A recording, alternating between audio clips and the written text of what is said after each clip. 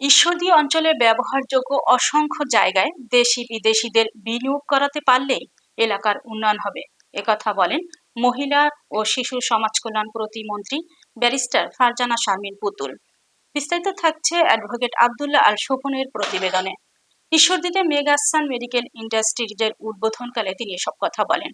মেগাসান medical industries Bangladesh লিমিটেডের ব্যবস্থাপনা পরিচালক ইঞ্জিনিয়ার নাজমুল হাসানের সভাপতিত্বে ও সাংবাদিক শহীদুল ইসলামের সঞ্চালনায় বক্তব্য রাখেন ডিজি ডক্টর কবির উদ্দিন আহমেদ ও পাবনা জেলা বিএনপির আহ্বায়ক হাবিবুর রহমান হাবিব, স্বাধীনতা পুরস্কার প্রাপ্ত চিকিৎসক professor doctor Kamrul Islam, মেগাসানের chairman Arif, vice chairman হায়ারে সিলেক সহ আরো অনেকে উপস্থিত ছিলেন।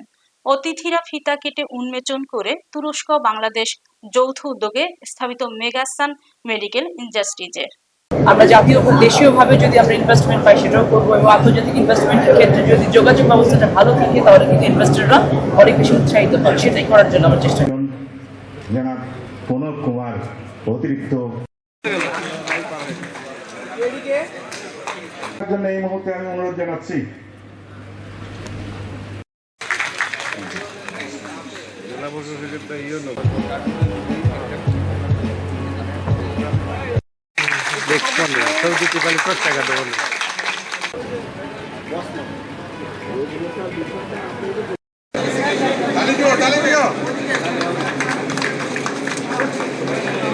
একটি মানসম্পন্ন হাসপাতাল অবকাঠামো অনেক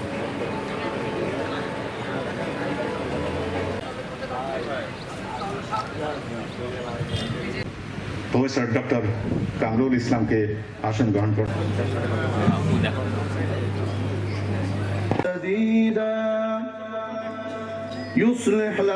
কথা দিয়েছিলেন আমি ভার্চুয়ালি কথা বলবো।